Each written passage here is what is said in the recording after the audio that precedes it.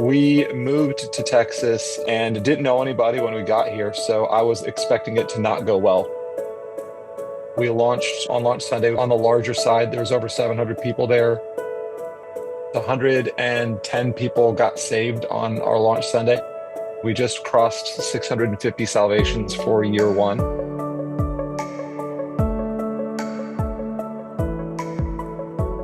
We went to this pastor's retreat, and one of the pastor's wives, who I didn't know super well, she came up to me and she's like, "Hey, you guys are planting a church, right?" I'm like, "Yeah." She's like, "I was just praying last night and I felt led to pray for you guys." And she said, "God put this story in my heart. I didn't even know what it meant." And she said, "I went and Googled it and looked it up. Right after the emancipation, they needed people to work the sugarcane plantations down here, and they didn't care if they worked them to death. And so there was a mass unmarked grave of 95 men that they just dumped their bodies as they died from exhaustion. And they were building this building and they found this unmarked graveyard.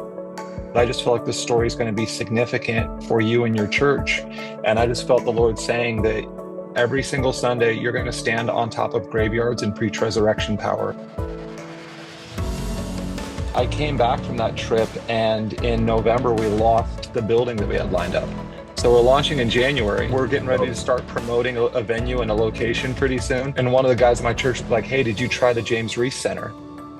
I drove out there and I asked, and they're like, "We don't rent out to churches." And I just kept asking, and I finally got a hold of somebody that had the ability to say yes. And they said, "We've never rented to a church before, but we'll have you guys in there." One day I was walking around out back and I noticed this marked off area, and I go and I look at it and I start reading it. And this was the building that they were building when they found that unmarked grave. The corner of the building sits on a graveyard.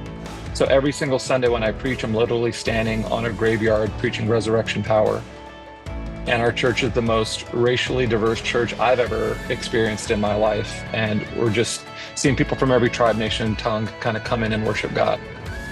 We launched on the larger side. There was over 700 people there. 110 people got saved on our launch Sunday. We just crossed 650 salvations, and I was expecting it to not go well.